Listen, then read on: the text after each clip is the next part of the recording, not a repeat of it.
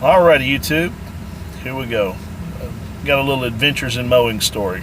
For those of you wanting to start up, make a little pocket change. Cash money in your pocket's always good. From my experience, some of these guys, I wonder, it's like, or well, not wonder. Some of them make a big mistake, and they'll go out and buy some brand new equipment, and they get some jobs, and basically they're working to pay off their equipment bill. Some of your new landscapers, they do that. They'll start up in the business and they get a small business loan and go out and buy all kinds of equipment without having the experience and knowing what they need. And that kind of happens with a lot of young guys. I know my experience, I started off, I didn't have much mowing yards.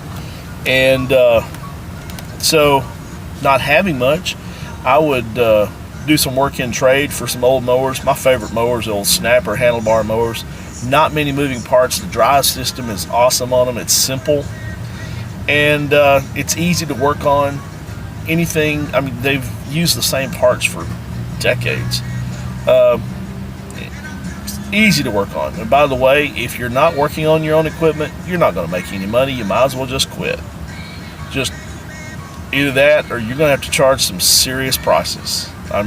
You keep in mind, the guy working on your mower is getting anywhere from $45 to $70 an hour. If you're going out and buying the little Weed Eater brand trimmers, don't even take them to a shop. Learn how to clean a carburetor. That's usually what they need. You spend $69 on a trimmer, just go buy another one. They're junk. If you want to buy a serious trimmer, go down and buy you a Stihl. I think Echo's the same way. There's some others. I've had a Stihl trimmer. I learned this the hard way, actually. You can rebuild a Stihl trimmer. They've actually got roller bearings inside the engine, on the crank bearings and everything, where the Weed Eater brand, it's just bushings. And Husqvarna and all those, they're about the same thing. It's just a couple companies making these. Anyway, don't go out and buy a lot of equipment until you know exactly what you need. Buy some old equipment and work on it. You'll learn a lot. You'll learn a lot about your equipment, what it will do. And if you are going to go out and buy something, start off simple. Now, I will tell you, I bought my first brand new mower was a Snapper zero turn, and I bought what was called an estate model. It wasn't the fabricated deck, it was a stamped deck.